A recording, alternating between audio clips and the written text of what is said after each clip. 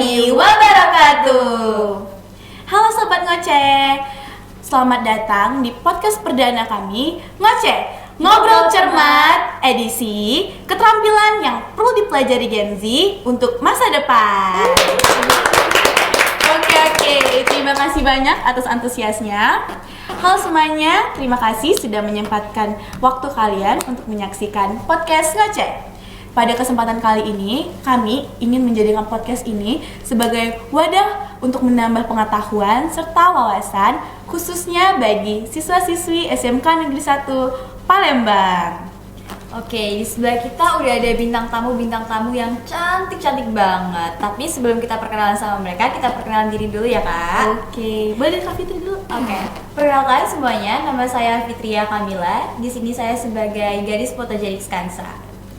Oke, halo semuanya, perkenalkan nama saya Chelsea Kiranya Putri Ramadhanu, siswi dari SMK Negeri 1 Palembang, dan saat ini saya menjabat sebagai Gadis Kansa 2024.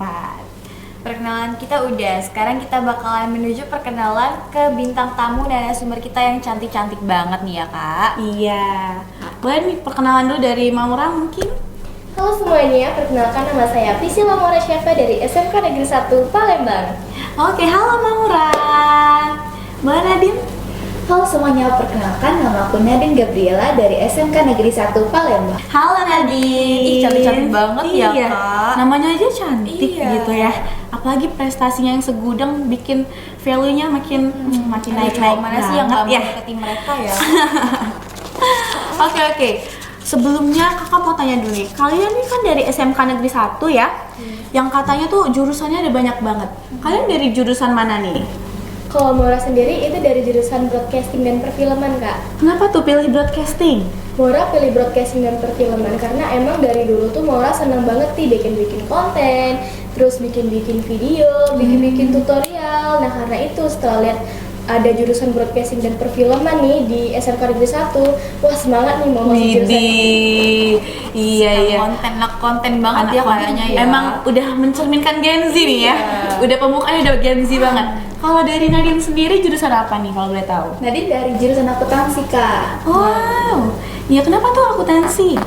Karena Nadine memang dari kecil tuh suka hitung-hitungan kan. Iya. Dan juga peluang kerja di akuntansi itu cukup banyak, makanya Nadine pilih akuntansi. Widih, iya ya.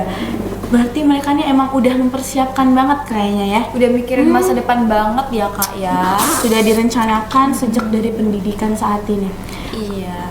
Oke, ngomong-ngomong tadi kan udah ngomongin tentang Gen Z kan. Apa sih yang terbesit di pikiran kalian tentang Gen Z?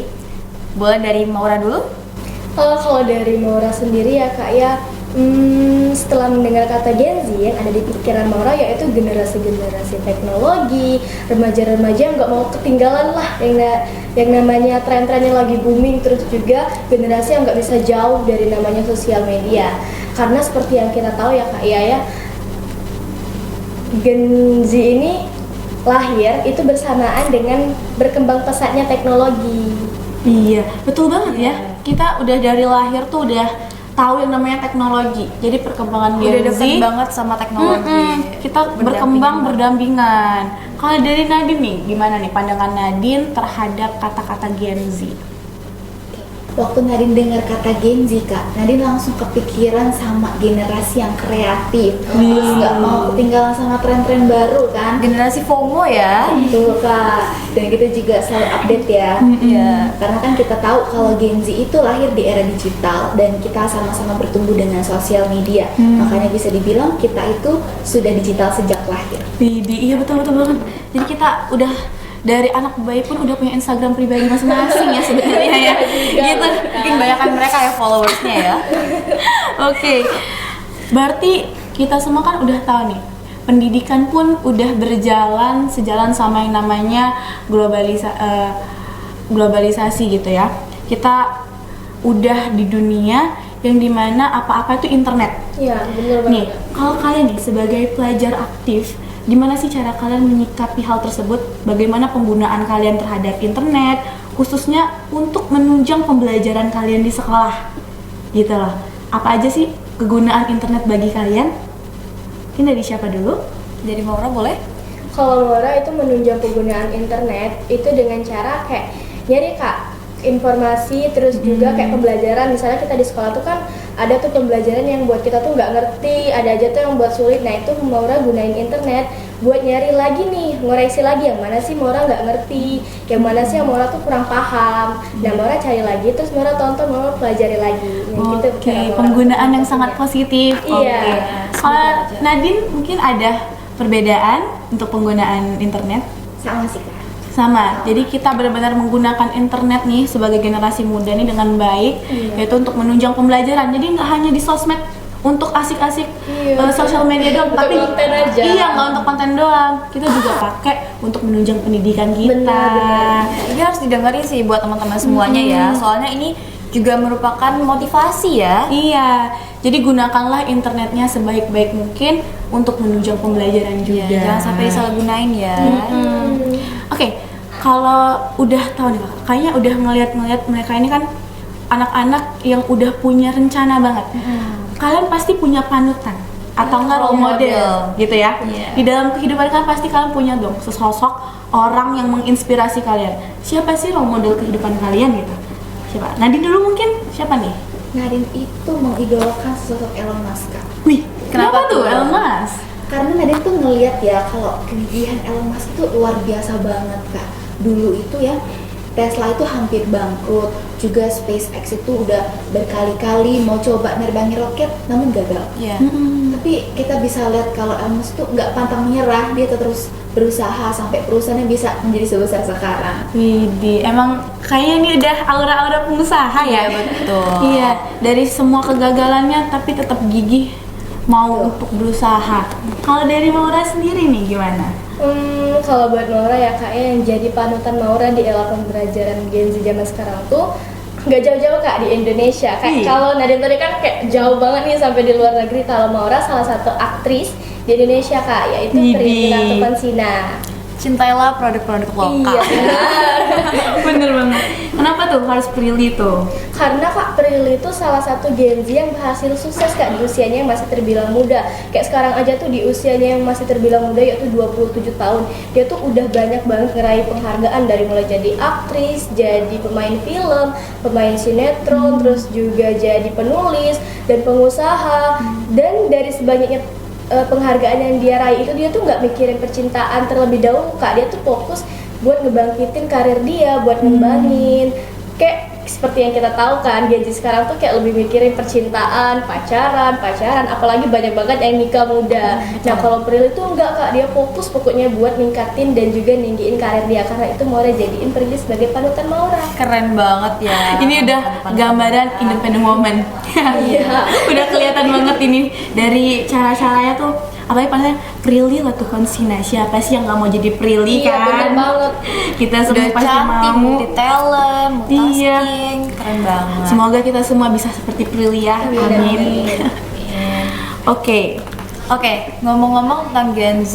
Gen Z itu kan ada yang bilang kayak gini ya, Gen Z tuh males kayak gitu kan. Iya. Gimana sih cara kalian tuh biar kalian tuh ngelakuin itu tuh, kalian tuh membuktikan bahwa Gen Z tuh nggak semales itu kok, Gen Z tuh nggak yang apa kata mereka gitu.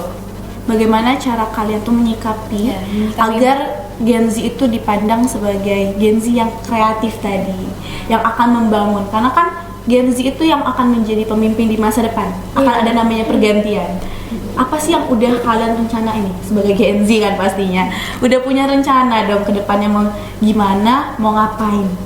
Nah, mungkin dari Maura dulu. Kalau Maura rencana kedepannya, Maura tuh kan lagi ngambil jurusan broadcasting ya Kak Iya, ya. betul. Yang dimana kita tuh belajar soal megang kamera, terus juga belajar Editing. soal editing. Iya.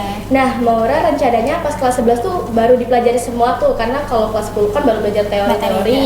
Nah, kalau Maura udah mahir gunainnya, Maura mau coba ngelamar part time nih Kak, buat kayak di studio-studio. Jadi Maura bisa tambah relasi, nambah koneksi, terus juga nambah uang jajan.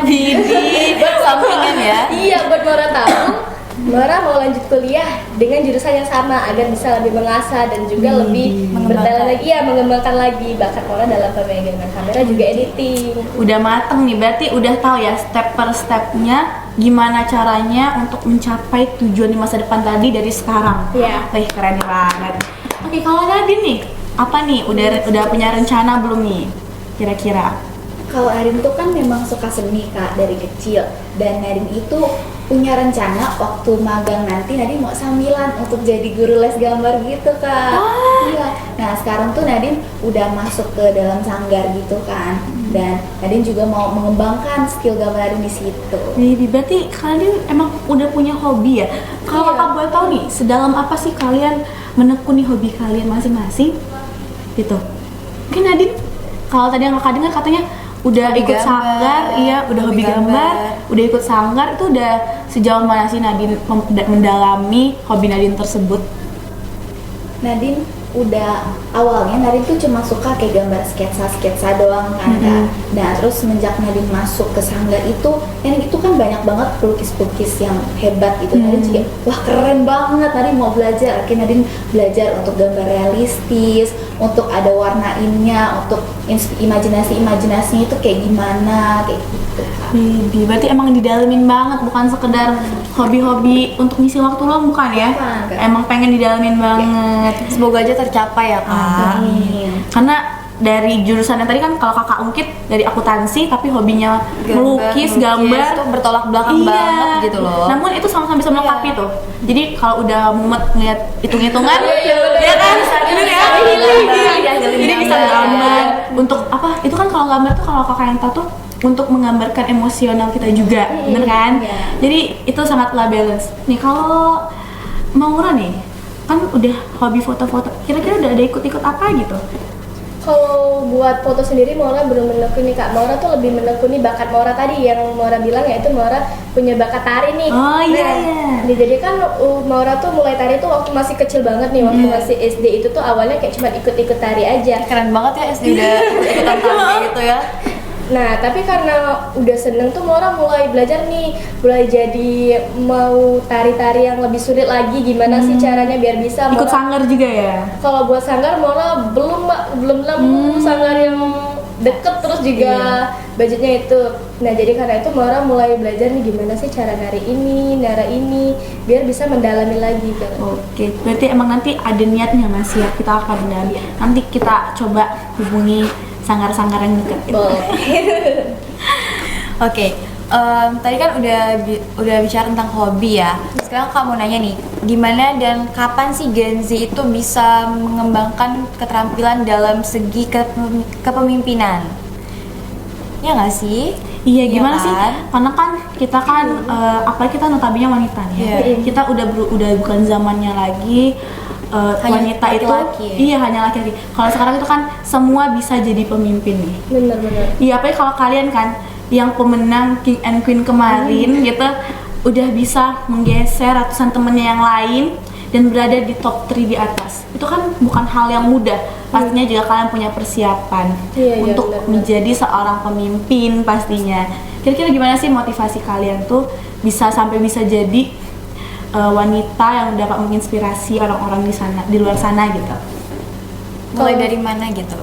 Kalau Maura, kalau buat ngasah keterampilan memimpin,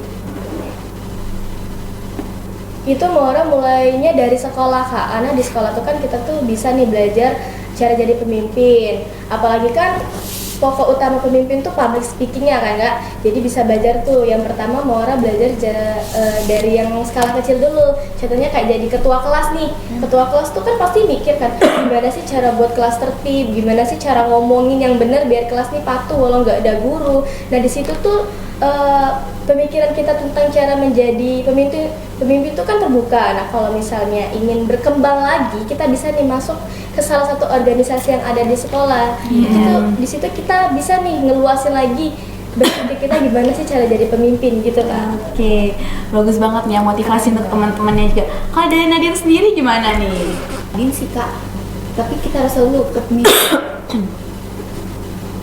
Tapi nanti kita harus tahu dulu ya kalau kepemimpinan itu nggak serta-merta mengatur orang lain, ya itu ya. Iya. Tapi kita harus bisa terlebih dahulu mengatur diri kita sendiri ya. Betul sekali. Makanya kita harus punya sikap yang disiplin, tanggung jawab, serta berpikir kritis. Iya. Kalau kita udah bisa ngatur diri kita sendiri, baru kita tuh bisa mengatur serta memimpin orang lain. Dan caranya itu tuh ada banyak banget, salah satunya yang disebutin tadi sama Maura itu adalah ikut organisasi di sekolah. Kayak di SMK 1 ini kan ada banyak banget organisasi yang ada Kak. Ada OSIS, Bidang Gadis, SMP dan lain-lain.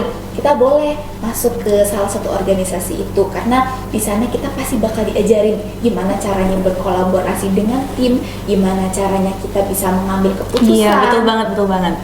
Iya. Oke, terima kasih banyak ya. Oke, setelah kita ngobrol-ngobrol nih, apa sih pesan-pesan kalian ya Atau terkhususnya? kesimpulannya? Iya, untuk teman-teman yang nonton, biar mereka tuh juga punya semangat untuk bisa bangkit dan menunjukkan bahwa kita tuh ada loh, Gen Z tuh bisa menjadi pemimpin di masa yang akan datang, gitu loh. Mungkin dari Nadine dulu ya. Iya. Misalkan. Pesan Nadine untuk teman-teman, aku tahu ya kalau nanti kedepannya dunia kita tuh pasti akan serba canggih, serba praktis. Tapi tolong banget kita jangan males bersosialisasi ya, karena bersosialisasi betul-betul membawa pengaruh yang sebesar itu teman-teman.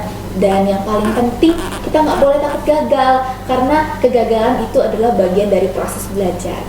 Oke, berarti kalau misalkan gagal, kakak pernah dengar kutipan gini, kegagalan adalah suatu pelajaran paling berharga untuk menuju kesuksesan. Bener. Gitu. Dan juga kita harus berusaha, tuh bener banget, karena yang paling kita perluin di dunia, apalagi istilahnya kalian harus memikirkan ke depannya ada dunia kerja. Iya. Itu kita paling butuh relasi. Iya. Dan relasi itu didapatkan dari ikut Orang-orang kegiatan sekitar. orang-orang sekitar, dimana kita kenal. Dan juga jangan pernah takut untuk Mencoba dan memulai. Oke, kalau Maura nih, apa sih pesan-pesannya untuk teman-teman biar makin semangat gitu? Buat teman-teman, pesan dari aku yaitu tetap semangat buat belajar, terus juga seperti kata Kak Cil saja, jangan takut untuk mencoba, karena kita tahu nih Kak ya, walaupun Gen Z itu banyak banget kreativitasnya, banyak banget keterampilannya, dia tuh kadang ragu terus takut buat mencoba. Dia tuh selalu bilang kayak, aku nggak mau ikut ini, Udah nanti kalah gagal. duluan ya, Iya, udah merasa sudah kalah pesimis duluan. Terus juga aku nggak mau ikut ini, saingannya banyak. Iya. Ya kalian tuh jangan mikir kayak gitu, kita tuh harus coba dulu, karena orang yang benar-benar gagal adalah orang yang tidak mau mencoba. Ih, keren Widih, banget. ampun. Tepuk tangan dulu dong. Memang nggak salah ya kita ya, Dan milih sumbernya udah narasumbernya. cantik-cantik, udah pinter, banyak banget Iya. prestasinya, hobinya juga keren-keren semua ya. Betul banget. Jadi intinya adalah kita semua tuh harus berani mencoba dan jangan pernah takut untuk gagal. Karena sesungguhnya kegagalan itu ada orang yang takut sama kegagalan adalah orang yang nggak bakal bisa maju. Iya benar. Gitu. Oke, terima kasih banyak ya teman-teman. Jadi teman-teman yang lainnya dari podcast pada kali ini, terima kasih banyak untuk kalian yang sudah mau menyaksikan dari awal hingga akhir. Dan semoga kalian makin penasaran nih, dan kalian juga makin punya semangat juang nih untuk menunjukkan potensi diri kalian. Bisa dari diri kalian sendiri, bisa melalui teman-teman, dan juga jangan pernah takut untuk mencoba. Ya, oke, mungkin itu saja sepertinya yang dapat kita sampaikan pada kesempatan kali ini bersama dengan dua narasumber kita. Terima kasih banyak ya atas kesempatannya. Terima kasih ya. Mungkin itu saja yang dapat kami sampaikan. Kepada kami mohon maaf apabila ada salah-salah kata maupun pengucapan. Kepada Allah kami mohon ampun. Kami akhiri podcast kali ini. Ngoceh, ngobrol cermat. Wassalamualaikum warahmatullahi wabarakatuh.